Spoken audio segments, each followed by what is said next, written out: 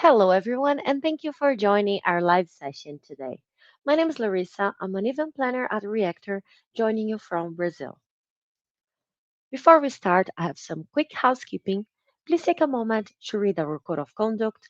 We seek to provide a respectful environment for both our audience and presenters. While we absolutely encourage engagement in the chat, we ask that you please be mindful of your commentary, remain professional and on topic. The session is being recorded and will be available to view on demand here on the Reactor YouTube channel within 48 hours. Keep an eye on the chat. We'll be dropping helpful links and checking for questions for our presenter to answer. I'll now turn it over to our speaker for today. Thank you all, and hello, Rory. Hello, Larissa and the Reactor team and the thousands of people listening into the session. We have an incredible session today. I know that because I spent a few days actually getting ready for it. And I thought, whoa, this is a great session. We're going to discuss tools and how to integrate them into LangChain, into your application. Then we're going to look at MCP, and I'm going to do a lot of hands-on demos. And then we're going to go look at, and we're just going to touch on agents, because I've got an incredible session. On the sixth session, we're going to go through agentic patterns. But I am going to give you a little bit of a repository so you can actually get your hands dirty with agentic patterns. So we're going to start today. I'm going to try to keep it to 45 minutes with 15 minutes at the end. We have a lot to cover today. So where are we right now? So we covered in week 1, introduction, setting up your environment. Then we went into the incredible session of prompt engineering, and you can access all of that on YouTube, prompt engineering. And I showed you the 14 different prompt patterns you can use in prompt engineering. And we had so much fun. And I showed you all the mechanisms that you can use with that. And last week, we went through retrieval augmented generation. I showed you how to take your documents, a PDF, a text file, and get the large language model, the chat model, to actually go in and interrogate it and be able to talk to your data. Today, we're going to be covering tools, 2 topics actually. First time ever in the session, tools. And then we're also going to be looking at MCP, which is a great connecting way, a great connecting protocol, model context protocol, and agents. And once you finish, you're going to have finished the coursework for LangChain4j for beginners. And you're really going to have gone from chat to craft to retrieve to act with tools and then to orchestrate with agents.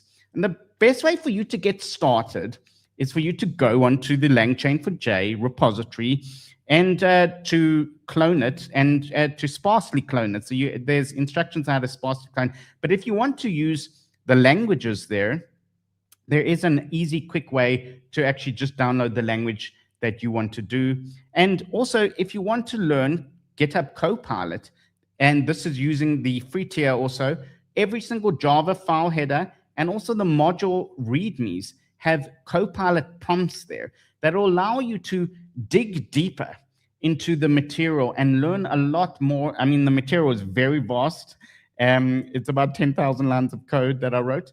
And it enables you to also go in and use Copilot and also to use Copilot for AI-paired programming. A lot of the courses that we're going to show you at the end of it are also linked to that, though. You want to do another language here?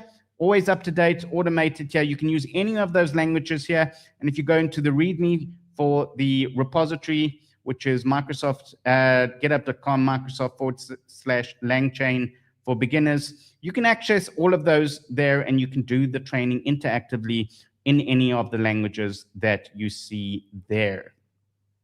Now, this is about LangChain4j, and this was created, this training, the tools, MCP and agents, was created in conjunction with the help, with the mentoring, and also sometimes also, hey, Rory, why did you do that? With the LangChain4j core contributors. I want to shout out to them. They really do an incredible job with maintaining it and also introducing new features and helping me with the training, though. So today, we're going to talk about what is and what isn't tools. And the first thing I need to categorically state to you that tools are kind of a progression from RAG. Now, we saw in week 3 that RAG was just, okay, here's a document, and now we're going to talk through the document. So then what happens with tools?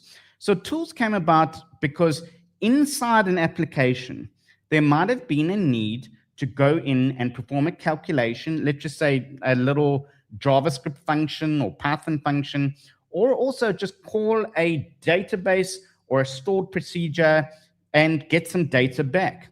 Now, we couldn't do that with RAG because RAG really kind of is read-only, document-based, knowledge retrieval, it's retrieving knowledge. And it really, if you want to run it, you don't want to say, hey, I just read a document and I've changed my entire system. You don't want side effects here. So what are tools? Tools, you ask a question, you select the tool to call, you execute the tool, which is usually an API or a database, and then the AI generates the answers. That's different to the RAG, which is I'm going to search and retrieve from the document. I'm going to inject the documents into the prompt. And we saw in week 3 how I injected the chunks. I chose the chunks, and then I took those chunks and injected it into the prompt.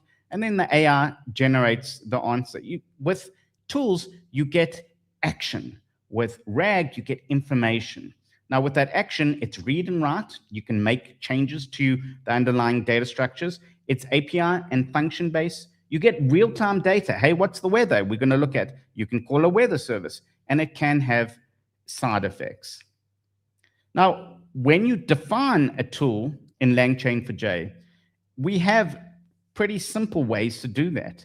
The simplest way, and I'm going to showcase it today, is that you just say, here's @tool, that's an annotation, a LangChain4j annotation, and that tells AI what to pass. So it says tool there, get the current weather for a given location.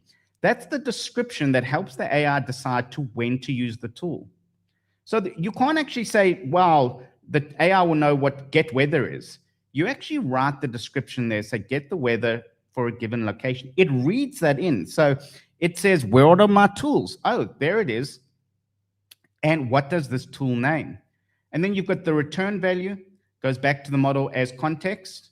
And then you've also got this nice little AI service here, and we love AI services.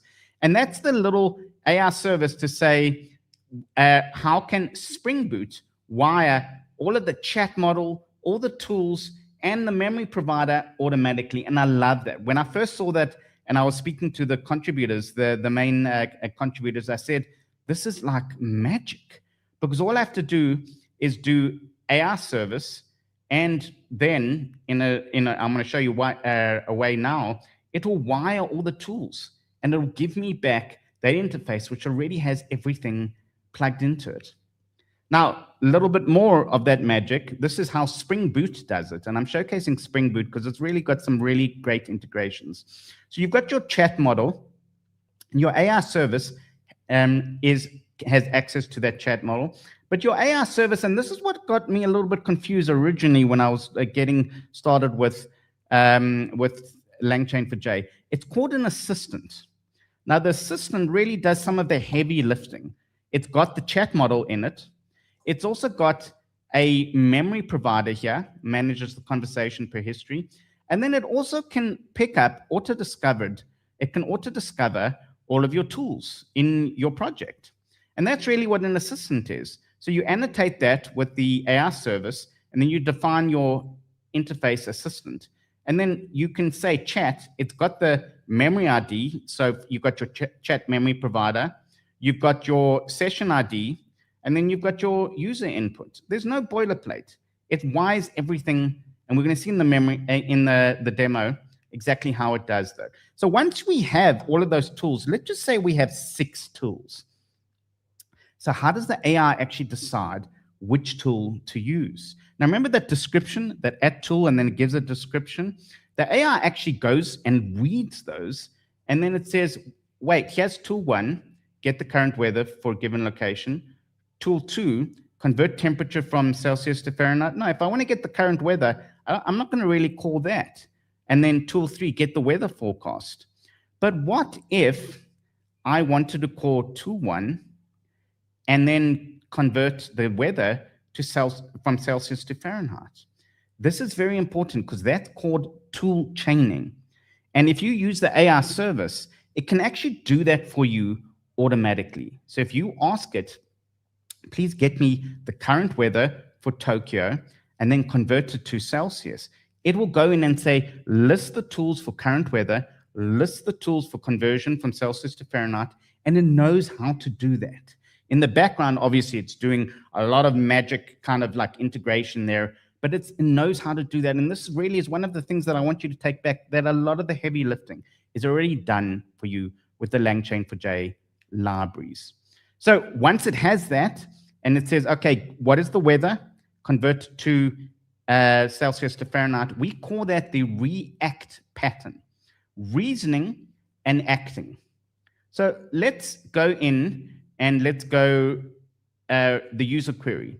What is the weather in Seattle in Fahrenheit? Reason. I need to get the weather first, then convert the temperature. Act. Call, get weather, and then Seattle. And then observe, and it says the result is 22 degrees Celsius and cloudy. Then it goes, wait a second, do I have another tool that can convert Celsius to Fahrenheit? Yes, it does. Reason. Now I'll convert 22 degrees Celsius to Fahrenheit.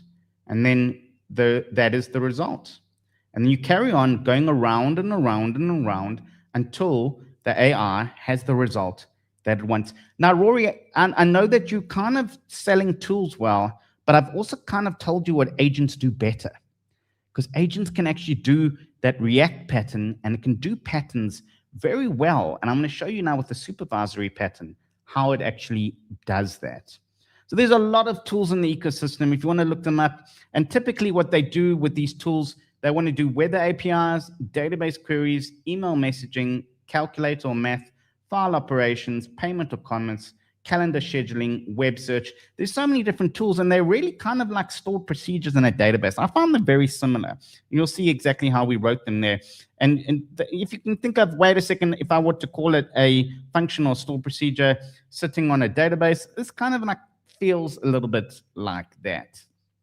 So here, the first demo that we're going to do, and I'm introducing a lot of the demos, we're going to go into the quick start section. Remember the quick start, you just need a GitHub token. You don't need an Azure deployment. And we're going to go through the tool integration demo. And that's a nice little quick way. And I'm going to show you how the very basics of tools there, we're going to annotate that, and then we're going to call the AI services.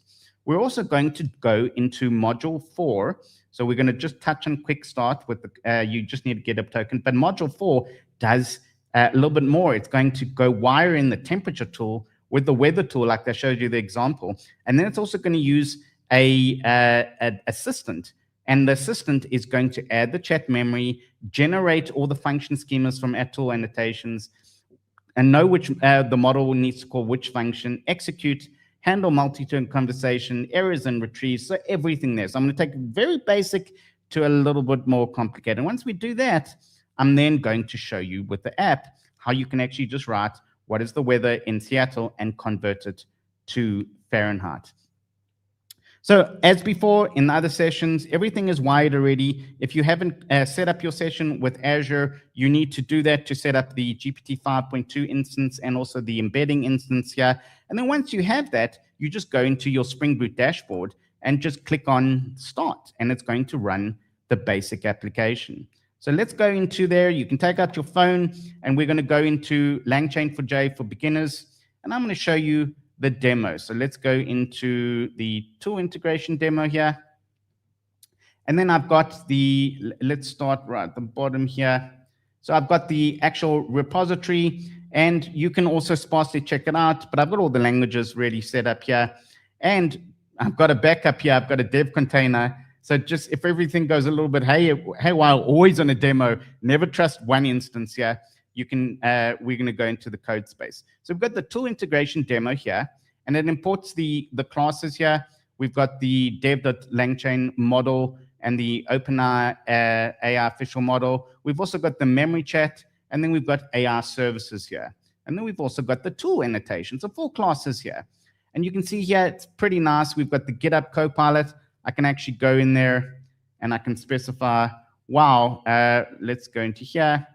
And I can Control C and I can Control V. Oh no, let's go in that. Let's go into here. and we want to just copy that and paste it here. Claude Opus 4.6, and I can go in there and I can run that, and that all of those are just kind of worked into all the classes, and then it says exactly what you need to do and how you need to do it. Though they're converted, and it'll go through in a lot of details here. So let's actually close that there. And then let's go back into our class. Now let's go through the class here. So we've got @tool. This is a calculator service, and we're going to go through the weather service here. And the calculator service says, okay, perform addition, and it says add there of 2 numeric values. Got a nice little description there. We've also got subtraction, multiplication, and division.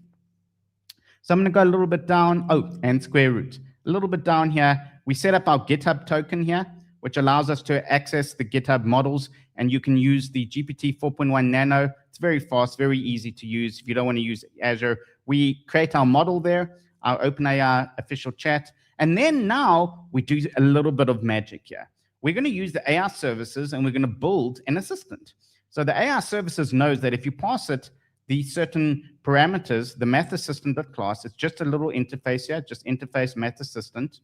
And if you go into the actual builder here, we're going to pass it in the chat model, and we're going to pass it in the new calculator, which is the calculator tools at the top there, and then the window. That's it. That's really all you need to do for a very basic tool chain here. And we're going to see here, and then right there we go assistant query, and it's going to go, can you calculate 42 plus 58 for me? And then complex calculation, I purchased an item for $80 with 15% discount. What's the final price? And then finally here, calculate the square root of 256. And then let's go in and debug it. And this will give you a nice way of seeing exactly what the tool chain is going to run. So let's find that method here, and let's go debug here. And live on air, we're going to debug. Okay, so it stopped here, and it says I've put the breakpoints there. First, we're going to do the model. And it's going to find the model, and it's got the GitHub token there, and you can see there's my GitHub token, and we're going to carry on there. And next, we're going to go and create the math assistant. The math assistant, we've got our model that we've defined. We're going to create our new calculator service, and we're going to go through there. And now we're going to query it. So first of all, we're going to say to it, can you please calculate 42 plus 58 for me? What do you think which tool is it going to call? Is it going to call the square root tool? No, it's going to actually call, if I go continue, it's going to call the necessary tool. There it is. Perform addition of 2 numeric values. It read the tool descriptions because the AI services had wide and all of those descriptions. And then it said, which one matches the tool that I need to call, and manages all of that for you. And it says, yeah, here's addition, and we've got 42 plus 58. That's great. But a little bit more complicated. Can you calculate? Okay, so there's the result. And next, we want to actually go in, and we want to do the little bit more complex calculation. I purchased an item for $80 with a 15% discount. What's the final price? Which tool is it going to call? Let's go see. Which tool is it going to call? There, perform multiplication of 2 numeric values. And there's 80 and 0.85. It already knows how to do the percentage. So let's carry on there.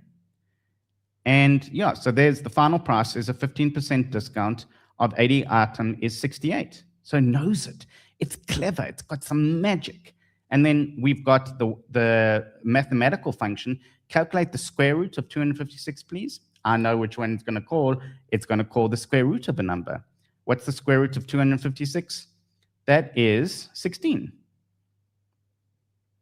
And that's the basic example that I wanted to show you. You can see how you can leverage LangChain4j with some of those incredible features. But the basic example is pretty simple.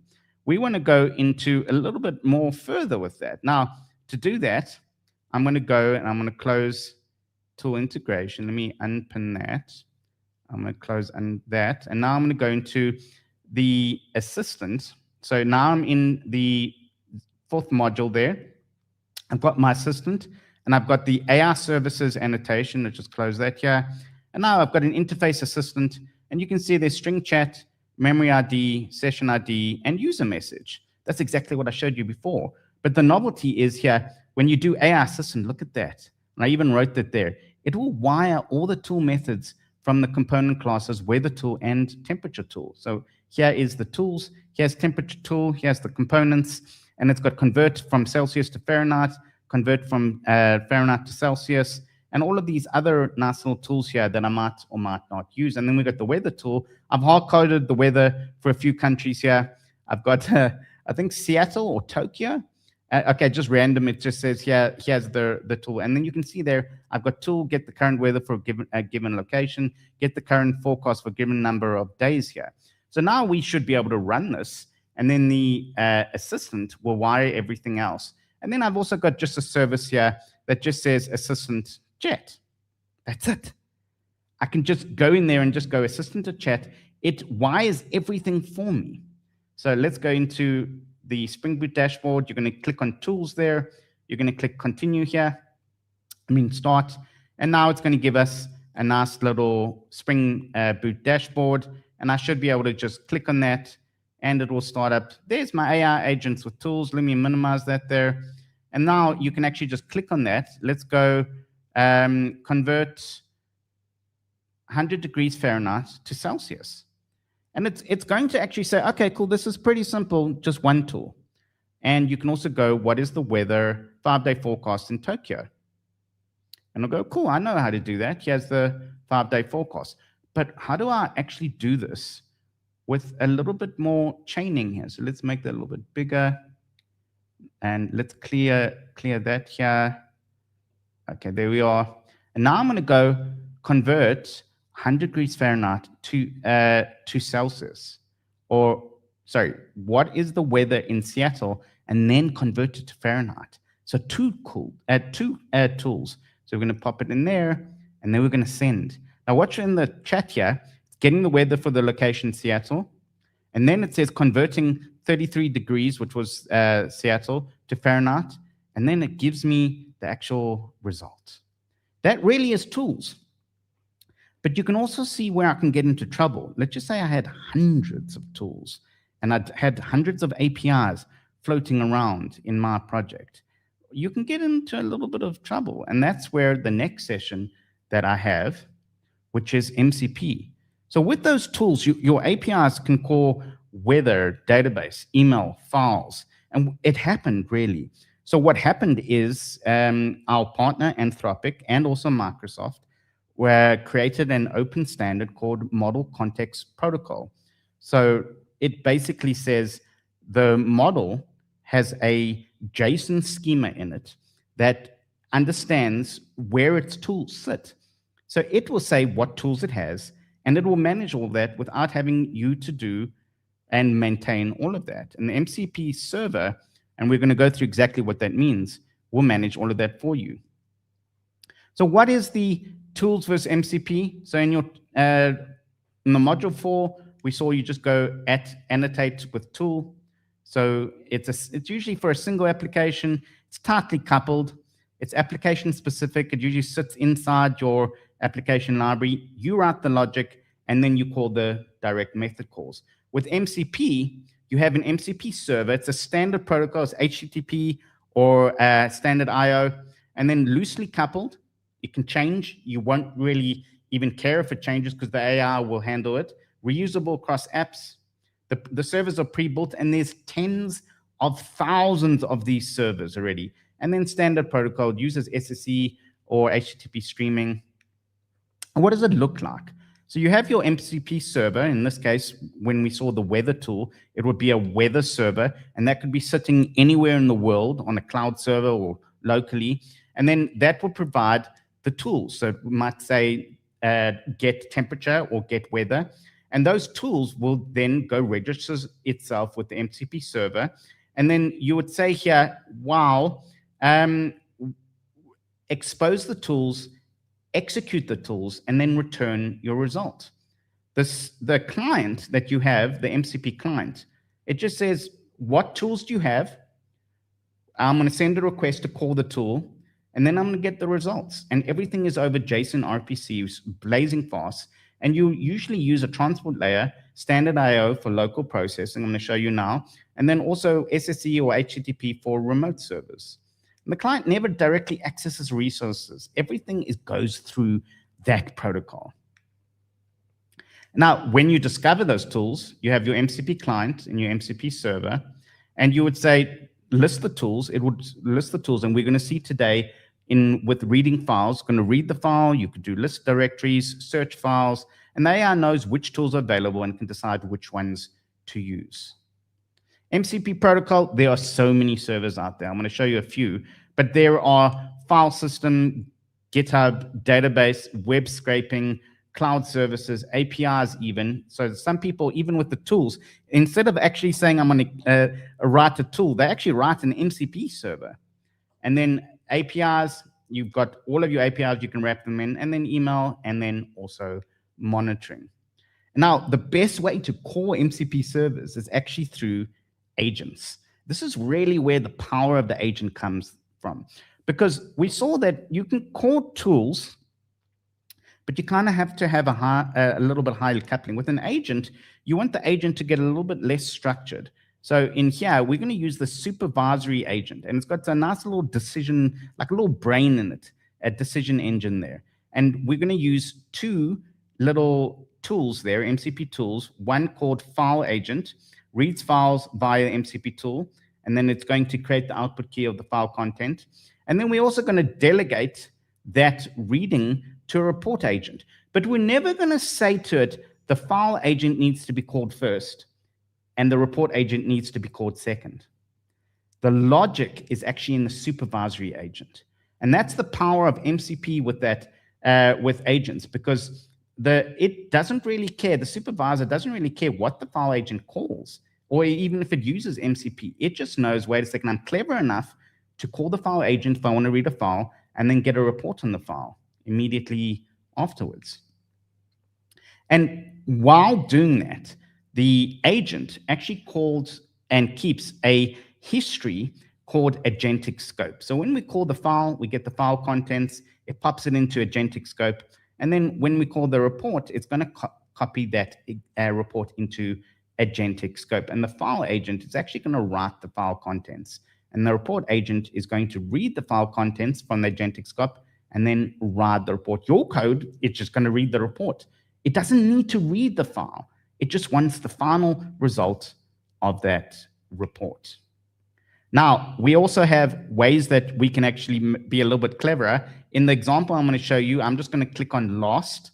And last basically says you call agent A, B, and C. You get the final response. Guess what? That is the final response there after that. Now, the summary agent, agent A and agent B, it can actually synthesize it, and it can write the summary of those two agents. And then you can get a scoring strategy that just says last output and summary, and it just scores it according to some rubric. When we do the supervisor, there are actually other agent patterns that we're going to briefly touch on today. You can actually run those agents, like the file agent, the report agent, sequentially. You can also run them in parallel. So you can have multiple agents running in parallel, all at the same time calling MCP servers. You can have it loop, so it can loop until it meets a condition. And then you can have conditional. If this agent says that, then that agent needs to say or do this, though. And then human in the loop, listen, we all need humans. I mean, like I know that I'm semi-AI, but I also need to actually, sometimes say, you need a little bit of engagement with me, though. So we're going to do a little bit of demo here. We're going to go into MCP, the module 5 of that. We've just done tools. We're going to go into MCP, and then I'm going to do the standard transport demo and the supervisor agent demo there. So let's go into that. And I first want to show you, and I love this demo here. So let's go into that here, and let's close the tools there, agent service. So we're going to close that. We want to unpin that. I like a nice clean workspace here, and we're going to close that. We're going to close that. Now we've got our, let's just close that there also, assistant, nice and clean. We've got our MCP.json. So the first thing I want to show you is how MCP works. I'm going to actually say to it, let's just minimize that here. Here's a MCP.json, and this is called the server file system. Now, where the server file system is, it gets it from Model Context Protocol, and it gets it from server file system, the latest version. Now, where did I get that? Actually, you can actually go in and just get it. So under the Model Context Protocol servers, there's quite a few nice little servers here, demo servers, really. And you can go into source here, and you can see there's everything fetch, and I'm using the file system. Now, all I have to do to actually access that is go in and just call the protocol. And I've got that in mcp.json. And I'm going to say, I want you to start with that folder here. Now I've got the MCP server already configured, and this I'm going to use GitHub Copilot as an MCP client. So I've got everything. It's got some built-in services here, but look at that. I've called it the server file system, and I've got all of those tools really listed in there, those MCP tools listed inside GitHub Copilot, along with a lot of other tools that I use every day here. So if I click through here, and I'm going to start that MCP server, and it says, oh, wow, I've already found 14 tools here. I can even go and show the output here. But I want to show you exactly that I can call it here. So I'm going to say, using the MCP file server MCP tool, sometimes you can actually just say, list the contents of the workspace directory. But well, I'm live demoing. I want to make sure it works here. And then I'm going to go, okay, using the file system MCP tool, list the contents of the workspace directory. And it already knows that, wait a second, it's configured with that MCP tool. It doesn't know which tool to call, so it's going to do a little bit of introspection, search for relevant their RAN lists. It's got there, so it's got there. It goes, oh, wow, I found the server you need. I've got the path that I need to do. I've got the output. The tool brought back all of the output, and now I can send that through to my LLM and say, here's everything, here's the directories. And then I can say, wow, read the pom.xml. It's not going to only read the pom. So it's use the server file system MCP tool, read the pom.xml. Now you should actually say read the text file, because the read actually was deprecated. You can see there, ran read file deprecated.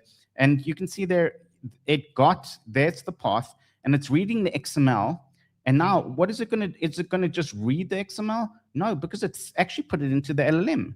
It actually gives me an overview of the key properties for it and the services, and it can go in introspective from that. So that's MCP. That's the basic introduction. But I want to show you how to actually wire that with LangChain4j. So we're going to build our standard transport, and just like I did there, I'm going to say, okay, we're going to call npm, and we're going to call the exec, npm exec. And I know this is a little bit backwards, and I'm running execs on command line, but I need you to understand this is standard IO, and I'm running it on my PC. So exec via npm, and then the file system here. So once we have that, let's just go a little bit back here. We've got the chat model, which we've already set up, the standard IO transport, which we've just defined with npm. And then we've got our MCP client. So if we go into our MCP client, we've got our default MCP client. There's the transport standard IO. And then, wow, this is pretty simple. So we've got the chat model here. And so now we should be able to go summarize and read the file content from that. And it's going to get the target file. So if I go into the target file here, you'll see there that we go into resources, and it's got file.txt, and it just says LangChain is an open source. It defines LangChain from here. So I'm going to run that. I'm just going to go run that. And it's going to run that. It's going to call that NPM server, which I've already started, or if it's going to start it itself. And it's going to read the file. Obviously, this is a live demo, so I'm very brave. Oh, there we go. And it's going to read the file. Assistant response, the file describes, and it's doing that, and it's going to go through exactly what that file is, though. So that's using standard IO transport, just an exec file running locally on my PC. So it's a little bit, you need to make sure that what you're doing. But I also want to run this MCP server, and I want to show you the supervisory agent demo, the magnum opus of running MCP. So let's just close that here.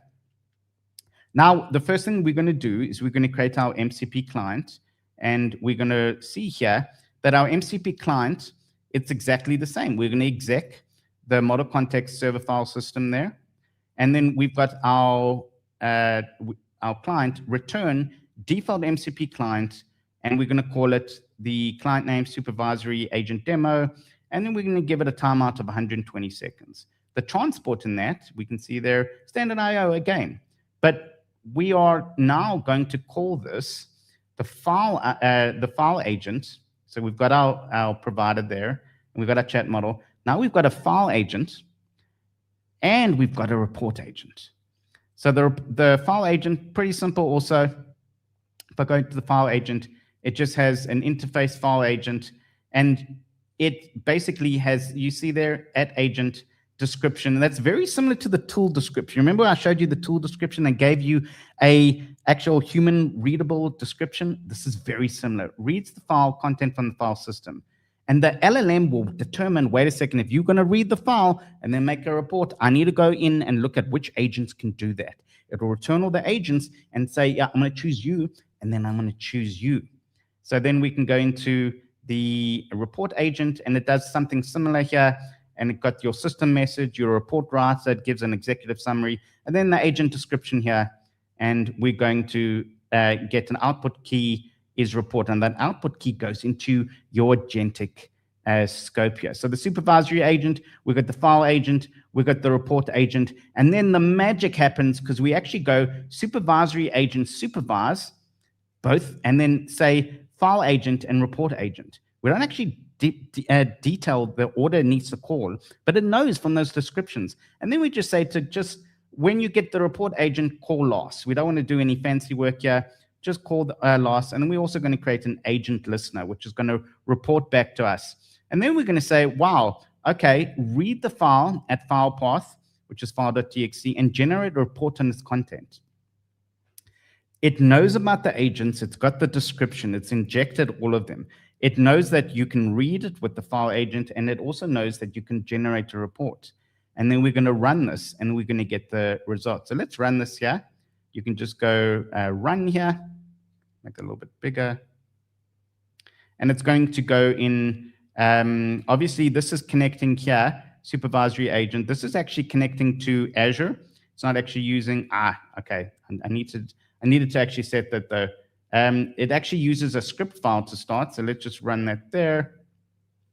You can actually set the env file. I haven't actually set the env file here, but you can actually just run that script file. It actually pulls the env file from the root there, and it's going to run the supervisory agent demo.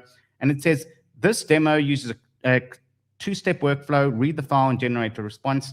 And then it says file agent to report agent, the output key, file content, and the output key report. And then as it's going to go here, okay, step one, so this is actually running live. Step one, it's going to run supervisory choose file agent. Did you see that? Supervisor choose. It is going to choose the right tool. And it ran it there.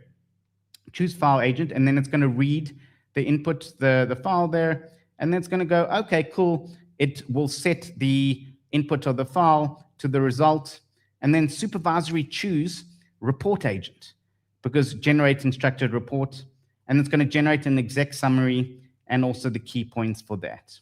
This is fundamental to your understanding of the tool chest. It's like Batman tool chest. We saw how RAG can retrieve documents. We saw how tools can actually be daisy chained and you can run them locally, and worst case scenario on another server there. But then we added all of that with MCP and with agents. And now you can have agents running everywhere, MCP servers running at the end of the earth.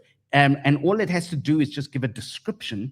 It can read that description and say, I can call multiple different agents using MCP tools to actually get my job done. So I want to give you a little bit of a hint and a secret, because one of the things that we're going to show in the 6th session is, let's go into here, and I'm going to go into here, and I'm going to go agent patterns. So this is the agent pattern showcase that I created with the help of Mario, who's one of the lead contributors. And in here, we've got all of these different workflows, which we're going to go through in detail on the 6th session. But I wanted to show you the supervisory agent, because in here, I have bank supervisor, withdrawal agent, credit agent, and exchange agent. And I'll show you the source for that also. And it's going to go transfer 100 USD dollars from Mario to Georgios, then convert 50 US dollars to euro. Now we're going to execute the pattern. And once we do that, we're going to see the event log. So we're going to execute the pattern. We're going to go through the event log, and it's going to go, okay, agent invoke bank supervisor. The bank supervisor is going to call the withdrawal agent, which then is going to go in and withdraw the monies. It's then going to, the bank supervisor is going to call the credit agent. It's going to credit that to Georgios, and then it's going to call the exchange agent. It's going to do that conversion, and then it's agent completed 46, and you'll get the results here. Transfer completed, and you'll get all of the results here. And there are some really great patterns with that. You can access that in there. You can go to github.com/RoryP/Matrix agents, deploy it there, and it will give you the ability to actually look at all of those agents and how they actually utilize that magical touch that I just showed you there also. So next steps, I want to thank you so much for sitting with me today. We just covered tools, MCP, and agents. You can access the previous material for RAG, for prompt engineering, and also SetMQ environment. We have a special guest on March the 12th. Brian Benz is going to speak on safety, reliability, and best practices. And then on March 19th, we have one of the core contributors of LangChain4j coming to speak on agentic patterns. If you haven't registered, please go and register. You'll get all of the access to all of the on-demand content on aka.ms/LangChain4j-reactor, and you'll get all of that content, including the content from today, in on demand. Though you can use all your phone here, take out your phone, and also get snapping with that. Though, and I think that's everything I wanted to. Yeah, that's everything I wanted to show you today. And I'm going to call Larissa back in from the Reactor team, and we're going to take some questions. Thank you, Rory. We have a question from Dana. What are the best practices we can take to guide MCP threads?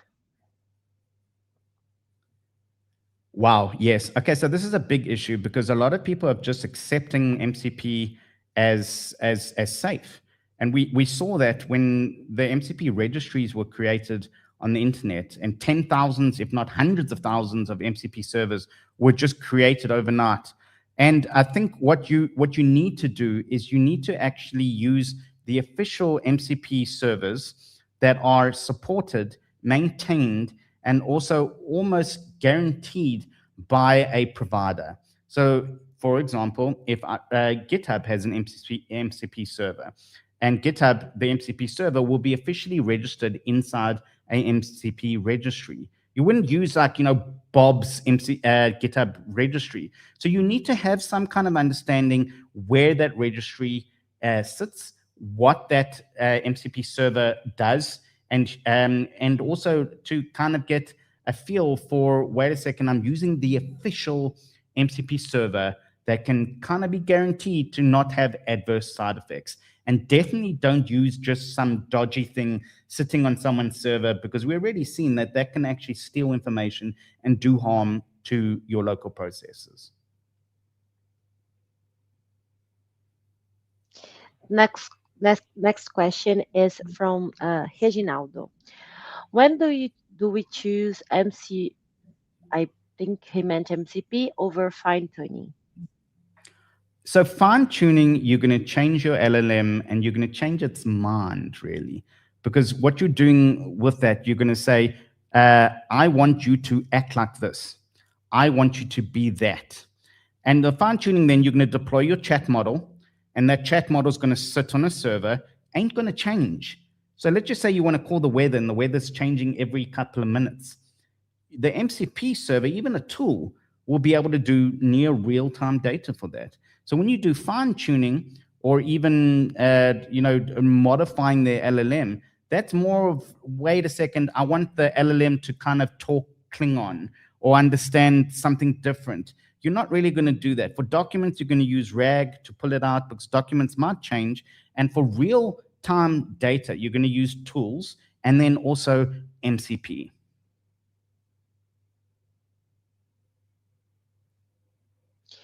Um, well, I don't see any more questions. I only see compliments. So yeah, I think that's it for questions.